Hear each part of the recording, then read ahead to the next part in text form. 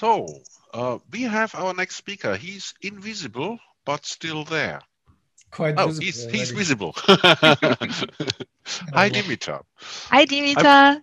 Hey, I everyone. welcome my, well, I would say personal friend Dimitar. We know each other for a couple of years now, and he is the CEO of Kanbanize. And Kanbanize has been a huge supporter of the Agile community. They've sponsored every single event you can imagine. Um, and this time they didn't sponsor because I forbid it. I said, Dimitar, there is no sponsoring possible. And I lied a tiny little bit. But I think in the pandemic situation, tools like Kanbanize or other tools like if you can not use anything else, maybe Jira or whatever, are useful and helpful to get through the pandemic, to work remotely using Kanban. And so Dimitar kindly agreed to show us a little bit around of what you can do, how you can work remotely with tools, obviously referring to Kanbanize as the tool of his choice. I would be wondering if you would be using Swift Kanban or in your company. I thought I would demo Jira, but I decided to stick with Kanbanize. Okay, so I hand over the microphone to Dimitar. It's a pleasure to have you here. Go on. Thanks, Marcus. You should tell me what I did wrong so that you put me at the same time with Klaus. It's a lost battle, but anyway, we have a small group, but I think it's a dedicated one. Exactly, and we will sabotage the session of Klaus so everybody will join yours. Of course, I'm joking. Thanks for having me here. It's a pleasure. As I have a hard stop in 28 minutes, I will really jump onto it. I would like to show you what we've got in Kanbanize. Hopefully, it will be useful for the group. We are always looking to work with interesting customers, with partners. So please feel free to reach out to me after the session. Is my screen visible or did I do something wrong? It's visible. It's visible. Perfect. All right. What we're seeing here is Kanbanize, and this is how your dashboard in Kanbanize looks like. It's changing dramatically in just a few weeks from now. So this is already outdated as I'm showing it to you. But anyway, these are the boards and the workspaces in Kanbanize. I would like to open one very, very simple team board in Kanbanize and show you how we can easily evolve this structure into something that's very flexible and maybe even complex. Of course, to do in progress and done, I'm sure everybody knows. I don't need to walk you through that. I would jump directly to the board editor. And I would like to show you how quickly it is to add new columns, sub-columns, lanes, merge some of them, and so on and so forth. So let's add a new column.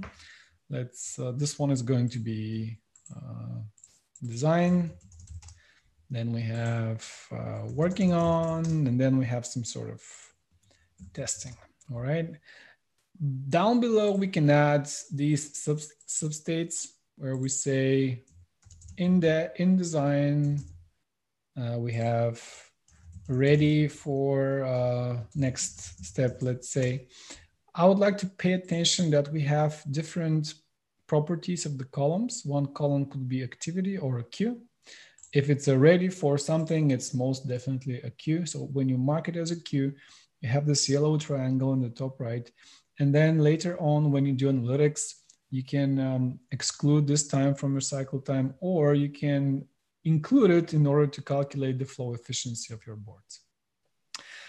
We have lanes, so you can add as many lanes as you want to. You can merge some of the columns if you want to. We have work in progress here. We have work in progress here. We have work in progress on the cell level if you want to. We have work in progress limits on the lane if you want to. So Kanban-wise, this board designer can do virtually anything that you can think of. Not just that, but we can also configure the cycle time. So we can say, I want to even include the backlog or exclude to do and only include design working on. It's entirely your choice to configure what the cycle time on the board looks like. You can allow exceeding the limits or not. You can configure what size cards patterns we should follow. You can configure everything. That's the bottom line. So if you save, go back to the board, it now looks quite different compared to what it used to look like. And of course, you can start using this design to manage your work. You may be thinking, yeah, this is not something that's very special. A lot of tools can do that. Yeah, there are other tools that potentially could do that. Not too many of them, but yeah, what's special about Kanbanize?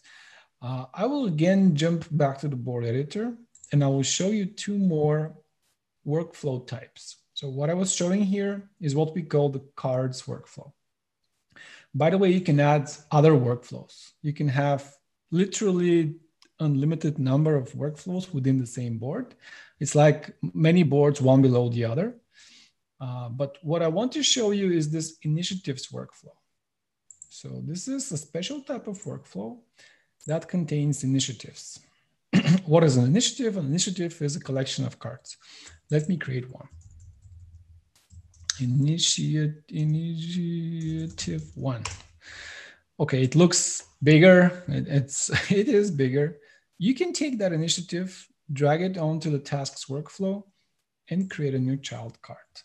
Let's say task one. When you do so, we have an initiative, which is the parent card, and a task, which is the child card. You can repeat that action many times, and pay attention that this time I'm doing this in another cards workflow, which is different. So I can do that across workflows.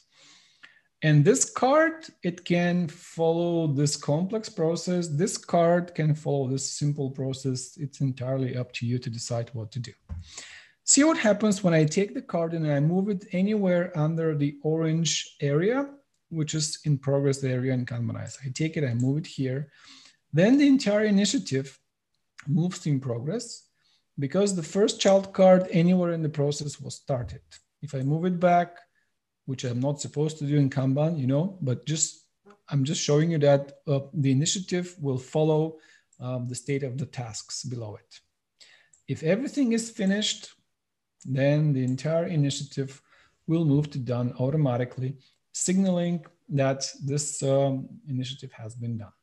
So I will now reset my board once again.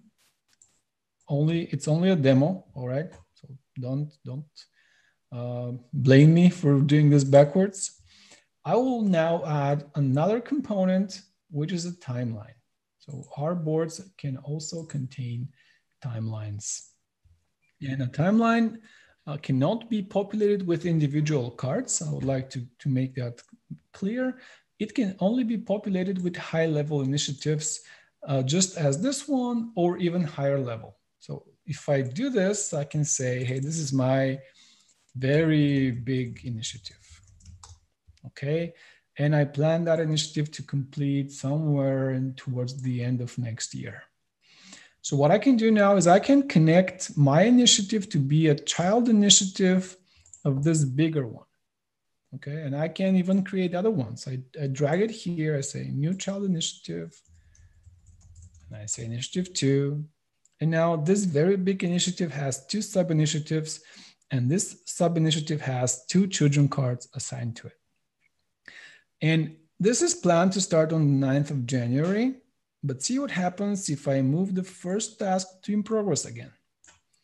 First, this one goes to in progress, and then the very big initiative is stretched until today because that's the actual start date of the initiative. This is the start date of the first child card somewhere in the hierarchy. Even if we had 10 levels of cards broken down across multiple boards, this would still be marked as started. And if I finish this real fast, the whole very big initiative will be marked as 66% complete because the majority of the work has been finished. And if I break down the second initiative into a task again, and simulate real quick that I'm finishing it too. Sorry, come on. We see what happens with this initiative. It's it's collapsed just one day because it's the actual time that it took. In real life, it's not going to be that small because it will take a lot more time. But the goal is to show you that every initiative up in the hierarchy will reflect what actually happens with the children cards below. Do you have any questions so far? No? I hope there's still people on the line. I'm not sure because I'm not seeing. No, there are people. Great. So I would like to again restart these things a little and show you how you can scale that even more in the hierarchy. I'm now going to a portfolio board. So I have 3 bets here. A bet is something like a big investment that the company does. We believe that this investment will bring this kind of benefit for the company, and we've planned 3 big bets. What we can do, we can connect this entire board to one of the workflows of our team board that I just showed you. So when I connect this one, we see the very same workflow, this workflow, we see it attached to another board. What I can keep doing, I can take this very big initiative and I can attach it to my bet, which is bet X. And I can keep doing that, going to a strategic initiatives board where my CEO operates, and I can connect this bet to this strategic initiative that my CEO came up with. Again, I'm showing you how you can scale that indefinitely through different workflow types of initiatives, timeline initiatives, even tasks. This is probably 40% of the solution when companies come to talk to us. They very often need visibility, and this is 40% of the solution that we offer. The other 60% is this real-time status reflection that's based on the tasks, plus some data and some forecasting. That's why I would like to go back to the team board and show you what metrics we've got. If you go to analytics, and we are inspecting here an individual team board, okay? We have a bunch of analytics. We can show you cycle time. And if you have seen Actionable Agile, that's what I'm showing you here. This is Dan Vacanti's tool. It's built into Kanbanize. So it's an integration, a native integration. You don't need to go to other tools. You don't need to install anything. It's just in there. So we have cycle time scatter plot that shows you the cycle time of the individual work items. What I find very interesting is the throughput run chart, which shows you in different time units, let's say week over week, what the throughput of your workflow is. So you may choose workflow here on the left, and you can inspect whether your throughput is growing over time, declining over time, or it stays stable. One of my favorite charts is the aging chart. When you put the pace percentiles, it's very easy to spot if any of the work items on the board are aging. If they're aging, they will be in the orange or in the red area. Right here, we have the board workflow simulated on the chart. And if something is in the red area, it means it needs attention. You should try to move it to the right of the board and finish it faster, because it means it's slower than your historical work. It's an early indicator whether your process is slowing down. Of course, we have the cumulative flow diagram and the flow efficiency. I need to go into this, but I want to show you the Monte Carlo when simulation. It's one of my favorites. It can help us identify when we're going to get done our work. So imagine we have 154 work items on our backlog. We enter this number here, and the system will show us, even on a calendar view, what is an approximate date that we could get this backlog of 154 items done. We see that until the 12th of January 2021, there's almost no chance that we make it. And from the 13th onwards, the likelihood and the probability becomes substantial. This is possible even without sizing the work. We don't need to estimate anything. There are several assumptions, and I will love to talk about these things with anybody who's interested. There are several assumptions that have to be true. Your system has to be stable, but as long as the system is stable, then you can use this forecasting mechanism quite successfully. And it's surprising how accurate it's going to be. So this is individual workflow on a team board, all right? But what we can also do with Kanbanize, you can go to your portfolio board and you can open an entire bet. Remember, the bet was a parent card of the very big initiative, which was a parent of the initiative, which was a parent of the card. So we have 4 levels of hierarchy.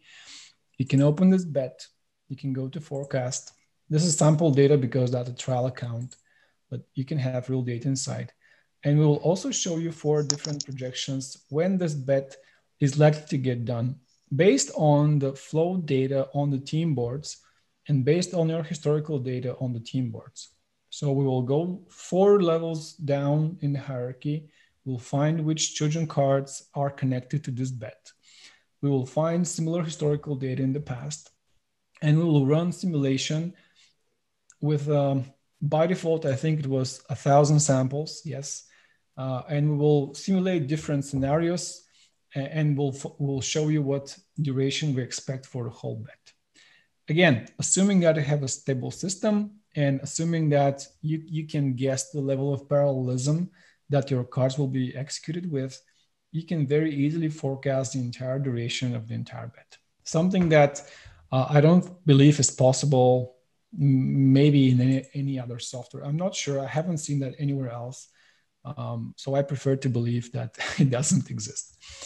And to just close my presentation with a nice feature that's very important about Kanbanize, it's the business rules. So if you go to this menu here and go to business rules, in Kanbanize, we have a lot of triggers, like when a card is created, when a card is updated, when a card is moved. Let's take this trigger, when a card is moved.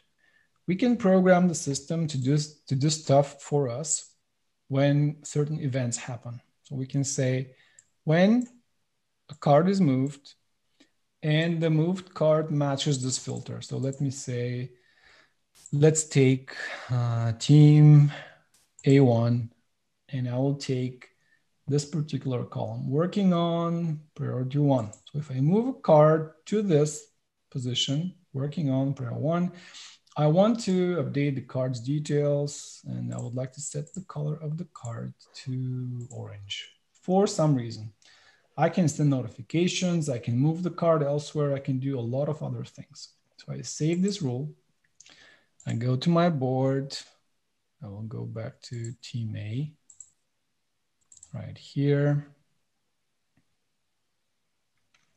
And I will take this card and I will move it exactly here. And if my live demo does not fail, it should turn orange. Yep, there you go. Awesome. So with this type of automation, you can program the system and you can customize it quite a lot, because we realize that there's no one tool that can answer all the needs of the people out there. So this is our platform extension, if you wish. These are the most important things I wanted to show you about Kanbanize. We have a lot of features, and I see we have Matthias on the call. He's a great person to talk to if you want to know more about the tool. Xavier, our partner. Marcus, of course, is also a partner of ours. So I think he's been using Kanbanize for the past 2 years, at least. Is that correct, Marcus?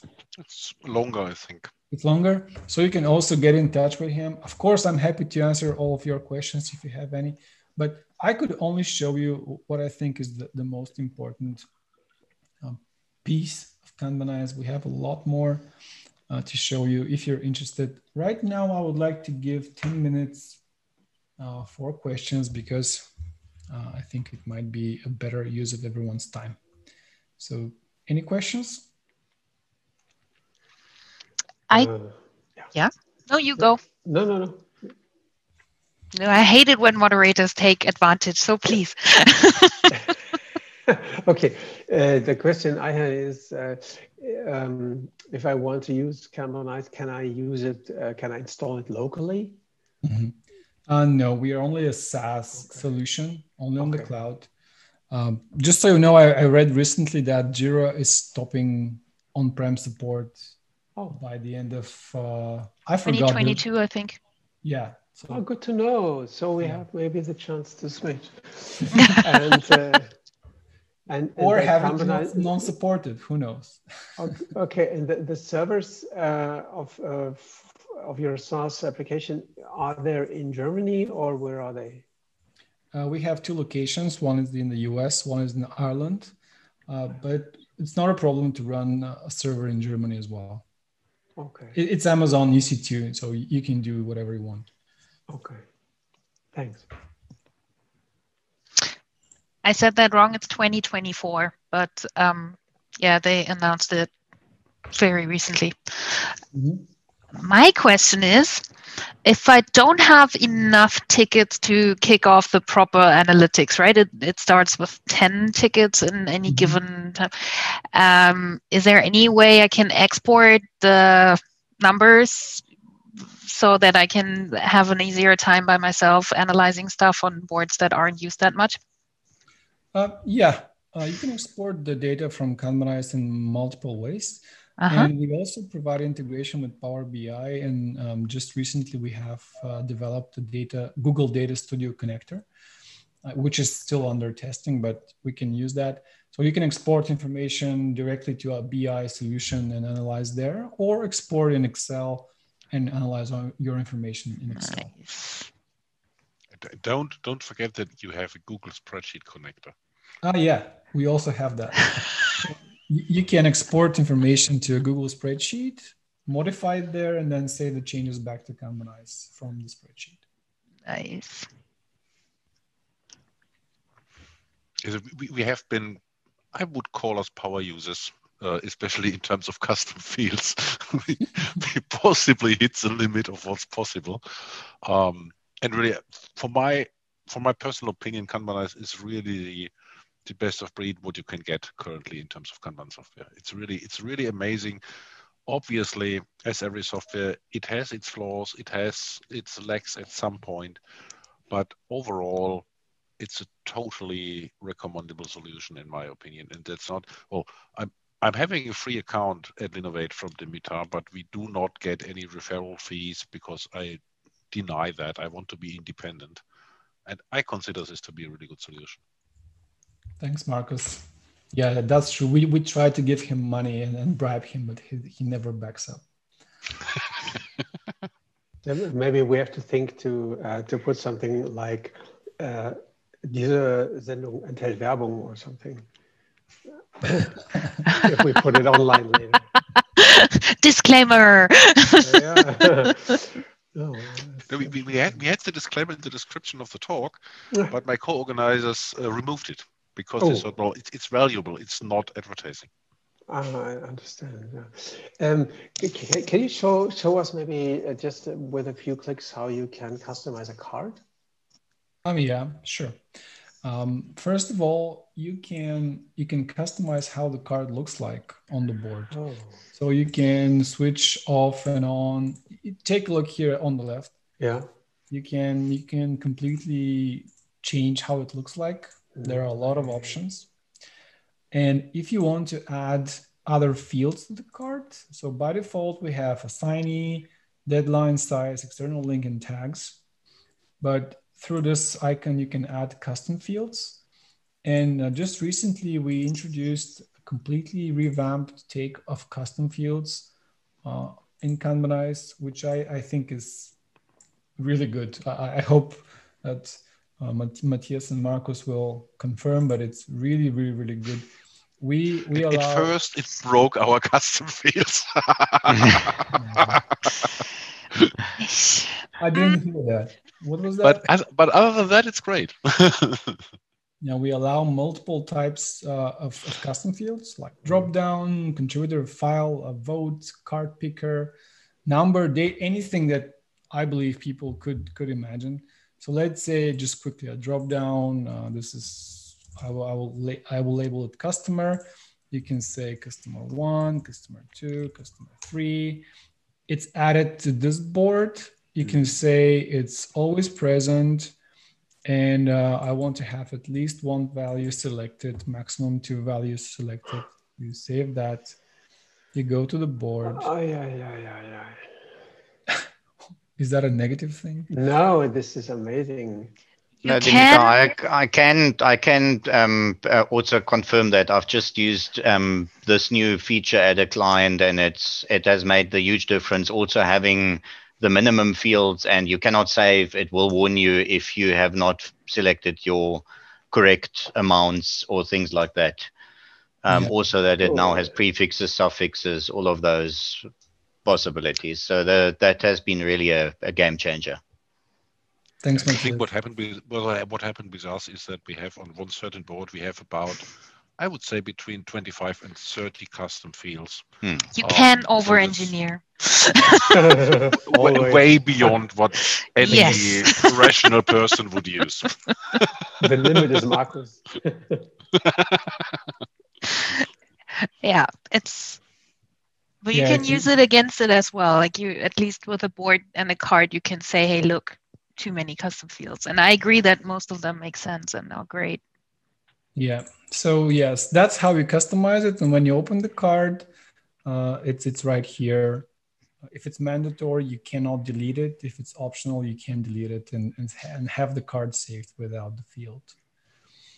And I didn't show you that because it was somewhat a core functionality, but we also have these to-dos or subtasks, we call them. So you can have them displayed here on the card, and you can quickly add other ones. And this is also some sort of customization. We have the color can be changed, priority can be changed, tags, types, a lot of stuff can be changed. And you have templates. That's an important one. Oh yeah, we have templates. When you create a card, you can pick a template, and then it will ask you which fields you want to apply to the card. You click, and then it changes color, description, these fields here. So yeah, you can pre-configure how the cards look like before you create them. Oh, that's this is totally helpful if you want something like standardized question to answer for a ticket, stuff like that. Yeah. Again, if anybody is interested to have a follow-up conversation, please drop me a line, find me on LinkedIn or my email. I will put it here in the chat window. I would love to show you around if you need to see anything else. Or as I mentioned, maybe talk to Matthias or Marcus. Where's the chat window? I don't see it. I'm sorry. Okay, there it is. I'm sending you my email, and please do follow up with me. It was a pleasure. Perfect. I need to run. I'm sorry, I have a hard stop. I need to run. Thank you very much for your time. You're busy, man. Thank you very much for joining us, Dimitar. And we will reach out to each other within the next couple of days. Thanks a lot. Thank you. Thank you very much. Bye-bye.